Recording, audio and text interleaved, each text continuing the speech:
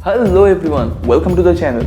अगर आपसे कोई पूछे हमारे जनरेशन और हमारे पेरेंट्स के जनरेशन में कौन सा ज़्यादा एडवांस है, तो आप क्या कहेंगे? आंसर डेफिनेटली हमारा जनरेशन ही होगा, क्योंकि ह्यूमंस का नेचर ही है दिन ब दिन इवॉल्व होना और खुद को और बेहतर बनाना। लेकिन हर सिविलाइजेशन के एडवांसमेंट के पीछे राज क्या है? क्या आपने कभी ये सोचा है?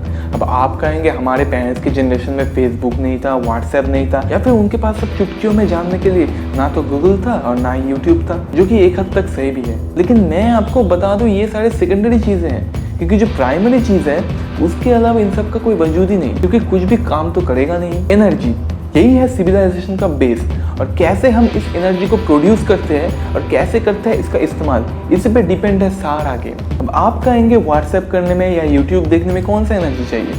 अपने फ़ोन या लैपटॉप को चार्ज नहीं देते हैं आप? इसे छोड़िए, जो लोग वहाँ पे काम करते हैं बिना एनर्जी के, वो लोग चला पाएंगे अपने कंप्यूटर्स को? दे पाएंगे आपको नए नए अपडेट्स? बिना एनर्जी के तो हमारे घर में बल्ब भी ना जले। तो फिर बस आज इस वीडियो को एंड तक देखते रहिए, क्योंकि इसी एनर्जी पे बेस करके आज हम जाएंगे सिविलाइजेशन की गहराइयों तक, जानेंगे कार्डाशेव स्केल क्या है और क्या हम ह्यूमन सच में सुपर ह्यूमंस बन सकते हैं। लेकिन उससे पहले अगर आप इस चैनल पे नए हैं तो चैनल को कर दीजिए सब्सक्राइब और बेल आइकन को प्रेस कर दीजिए, ताकि मेरे सारे नए वीडियोस आप तक पहुंच सके।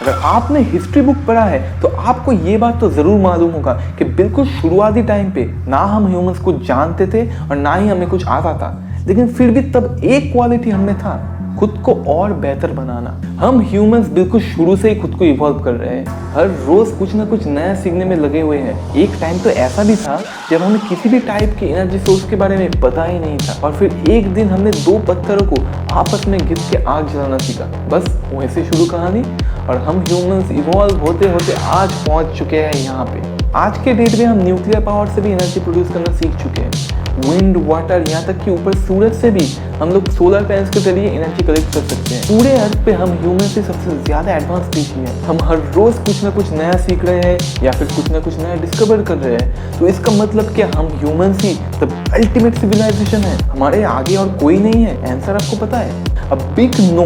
अगर हम ऊपर आसमान की तरफ आंख उठा के भी देखें ना, तो हम ह्यूमंस कुछ भी नहीं जानते हैं। आसमान तो छोड़िए, हम अपने अर्थ को भी पूरी तरीके से अभी तक कंट्रोल नहीं कर पाए हैं। ना तो हम में इतनी समझ है और ना ही हमारे पास इतनी एनर्जी है। The year 1964 Russian astrophysicist Nikolai Kardashev ने एक सिविलाइजेशन स्केल तैयार किया on the basis of energy consumption, यानी कि जो सिविलाइजेशन एनर्जी को ज़्यादा अच्छे से कंज्यूम कर पाएगा वो ज़्यादा एडवांस होगा, क्योंकि ये एनर्जी है जिसके ऊपर सब कुछ टिका हुआ है। इसके अलावा कैसा रोशनी कैसा बल्ब। खैर, according to Kardashev scale, Nikolai Kardashev ने सिविलाइजेशन को उसके एनर्जी कंजम्पशन पे 3 टाइप्स पे डिवाइड किया: टाइप 1 सिविलाइजेशन, टाइप 2 सिविलाइजेशन और टाइप 3 सिविलाइजेशन। स्केल के अकॉर्डिंग जो सिविलाइजेशन एनर्जी को ज़्यादा अच्छे से एक्सट्रैक्ट कर पाएगा और उसे बिल्कुल निचोड़ के पूरी तरीके से यूज़ कर पाएगा, वो ज़्यादा एडवांस होगा। टाइप 1 सिविलाइजेशन ये एक ऐसा सिविलाइजेशन है जो अपने स्टार से होम प्लैनेट पे आने वाले पूरे एनर्जी को यूज़ कर सकता है, यानी कि जो एनर्जी ऊपर सूरज से धरती पे आता है उसे पूरी तरीके से यूज़ करना। फिर आता है टाइप 2 सिविलाइजेशन। इस सिविलाइजेशन के लोग अपने होस्ट स्टार के पूरे एनर्जी को यूज़ कर सकते हैं।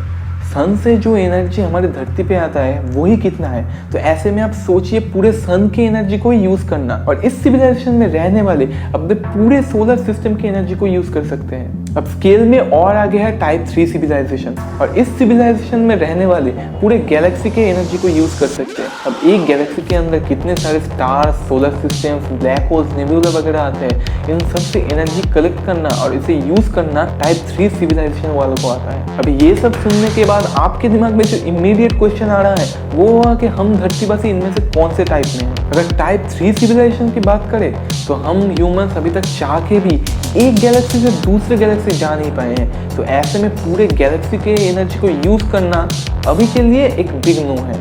तो ऐसे में टाइप 3 तो हम हो नहीं सकते। फिर उसके बाद आता है टाइप 2, बट सॉरी टू से अगर हम सन के ज़्यादा करीब भी जाएंगे तो जल के राख हो जाएंगे। तो ऐसे में अभी भी वक्त है कि वहाँ तक पहुँचने के लिए पूरी तरीके से सन की एनर्जी को यूज़ करना फिलहाल तो मुमकिन नहीं है। तो फिर टाइप 2 भी हम नहीं है। अभी बस रह गया है टाइप 1 सिविलाइजेशन, लेकिन आपको ये जान के हैरानी होगी कि हम लोग अभी तक टाइप 1 कहलाने के भी लायक नहीं है। जो एनर्जी सूरज से धरती पे आता है उसे हमने अभी तक पूरी तरीके से यूज करना सीखा ही नहीं है। और अगर कार्डाशेव स्केल पे हम खुद को नापे तो अभी तक हमने बस 70% ही अचीव किया है। अब आने वाले कुछ साल बहुत ही ज्यादा इंपॉर्टेंट है, क्योंकि यही डिसाइड करेगा कि हम ह्यूमंस टाइप 1 सिविलाइजेशन पहुंच पाएंगे या नहीं। और अगर सब कुछ सही रहा तो हम अगले 100 या 200 ईयर्स में टाइप 1 सिविलाइजेशन पहुंच ही जाएंगे। और ये बहुत हद तक इम्पोर्टेंट भी है फ्यूचर सर्वाइवल के लिए। और जब हम ह्यूमंस फाइनली टाइप 1 सिविलाइजेशन पहुंच ही जाएंगे तब हमारा अगला टारगेट होगा टाइप 2 सिविलाइजेशन। स्पेस में माइनिंग करना, होम प्लैनेट के बाहर जाके कॉलोनीज बनाना, किसी भी प्लैनेट के रोटेशन, यहाँ तक कि उसके एटमॉस्फेयर को भी कंट्रोल करना। और इसके लिए चाहिए ढेर सारा एनर्जी, जो कि जाहिर सी बात है अगर हम पूरे सोलर सिस्टम को कंट्रोल करना चाहते हैं तो बस अपने होम प्लैनेट की एनर्जी के ऊपर तो हम डिपेंडेंट रह नहीं सकते।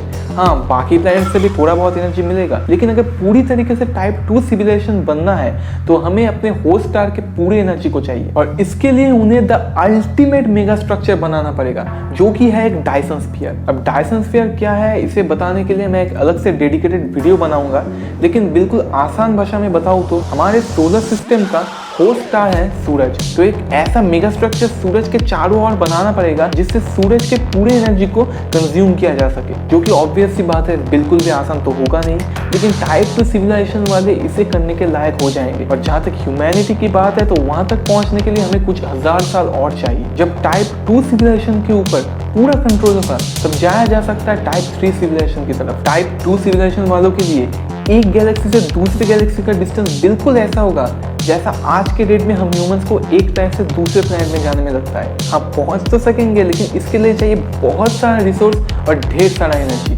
और यहीं से शुरू होगा टाइप 3 सिविलाइजेशन का जर्नी। आज के डेट में रहे कि टाइप 3 सिविलाइजेशन कैसा होगा ये जानना तो कुछ ज्यादा ही मुश्किल है, पर हम इमेजिन तो कर ही सकते हैं। हजारों लाइट ईयर्स की दूरियों को चुटकियों में ट्रेवल करना, कॉलोनीज जो एक दूसरे से लाइट ईयर्स दूर होंगे उनके साथ कम्युनिकेट करना, ये सब टाइप 3 सिविलाइजेशन के स्पेशलाइजेशन है। शायद उन सिविलाइजेशन में रहने वालों के लिए डार्क मैटर को कंट्रोल करना, लाइट के स्पीड से भी ज्यादा फास्ट जाना, ये सब मुमकिन है। क्या आपने कभी ये सोचा है अभी कितने साल हो गए हैं कि हम ह्यूमंस अर्थ के बाहर लाइफ को ढूंढ रहे हैं? शायद एलियंस मौजूद है किसी टाइप 2 या टाइप 3 सिविलाइजेशन में, और वो हमें इतना छोटा या फिर इतना ज्यादा अंडर डेवलप्ड समझते हैं कि हमसे कांटेक्ट करना भी जरूरी नहीं समझते। बैक्टीरिया जो इतने ज्यादा छोटे हैं जिन्हें ना तो हम खुली आंखों से देख पाते हैं ना ही कोई इंपॉर्टेंस देते हैं, शायद टाइप 2 या टाइप 3 सिविलाइजेशन में रहने वालों के लिए हम ह्यूमंस एक बैक्टीरिया जैसे ही हैं। अब यहाँ तक सुनने के बाद आपके मन में ये सवाल जरूर आ रहा होगा कि क्या इतना ज्यादा एडवांस सिविलाइजेशन भी पॉसिबल है? और आपको आंसर नो लग रहा है तो आप बिल्कुल आराम से बैठिए, क्योंकि according to Nikolai Kardashev type 3 के बाद किसी भी सिविलाइजेशन का प्रोग्रेस बिल्कुल भी इम्पॉसिबल है। But thanks to other scientist इस स्केल को और एक्सपेंड किया गया है और इसे 3 और टाइप्स में डिवाइड किया गया है, टाइप 0 सिविलाइजेशन, टाइप 4 सिविलाइजेशन और टाइप 5 सिविलाइजेशन। अभी टाइप 0 सिविलाइजेशन वाले बिल्कुल एनर्जी को ना के बराबर ही कंज्यूम करते हैं। किसी भी सिविलाइजेशन के शुरुआती दौर को टाइप 0 सिविलाइजेशन भी कहा जा सकता है। हम ह्यूमंस ने जब फायर के यूज को सीखा उस टाइप को हम टाइप 0 सिविलाइजेशन कह सकते हैं। इसके बाद आता है टाइप 4 सिविलाइजेशन, जो कि टाइप 3 सिविलाइजेशन से भी ज्यादा एडवांस है। ये वो सिविलाइजेशन है जो एंटायर यूनिवर्स के एनर्जी को यूज कर सकता है। ये बहुत सारे गैलेक्सी के एनर्जी को भी यूज कर सकते हैं। और आखिर में आता है टाइप 5 सिविलाइजेशन। ये इतना ज्यादा एडवांस है कि ये हमारे सोच से भी ऊपर है। इस सिविलाइजेशन में रहने वाले साइंस और टेक्नोलॉजी को इस हद तक मास्टर कर चुके होंगे कि वो लोग कस्टम यूनिवर्स भी बना चुके होंगे। हर एक यूनिवर्स से एनर्जी कलेक्ट करने का तरीका उन्हें पता है। वो लोग शायद किसी और टाइमलाइन में जैसे कि पास्ट या फ्यूचर में भी जाके वहां से भी एक एनर्जी को कलेक्ट कर सकते हैं। इस सिविलाइजेशन में रहने वाले शायद साइंस और फिजिक्स को पूरी तरीके से यूज भी कर चुके हैं। स्पेस और टाइम का हर एक राज उन्हें पता है। शायद ये गॉडली सिविलाइजेशन भी है, और अगर नहीं तो गॉड कहाँ है ये शायद उन्हें पता भी है। एक तरीके से जिन सुपर ह्यूमंस को हम इमेजिन करते हैं शायद यही वो सुपर ह्यूमंस है। लेकिन यहाँ पे प्रॉब्लम यही है कि अगर ह्यूमैनिटी कभी उस लेवल तक पहुंच भी जाए तो उसे देखने के लिए हम तो क्या हमारे 100 जनरेशन भी शायद जिंदा नहीं रहेंगे, या फिर शायद उस सिविलाइजेशन में रहने वालों के पास ह्यूमंस को रिजरेक्ट करने का भी पावर आ जाएगा। तो क्या पता हम लोग शायद दोबारा से जिंदा होके एडवांस दुनिया के नज़ारे ले सकते हैं। और अगर आपको ये वीडियो अच्छा लगा तो इसे लाइक और शेयर कर दीजिए, और साथ ही साथ अगर आप चैनल पे नए हैं तो सब्सक्राइब कर दीजिए, क्योंकि मैं आप लोगों के लिए ऐसे नए नए वीडियोस लाता रहूँगा। इस वीडियो को देखने के लिए आपका बहुत बहुत शुक्रिया। मिलता हूँ मैं अगले वीडियो में, तब तक के लिए वंदे मातरम, जय भारत, थैंक यू।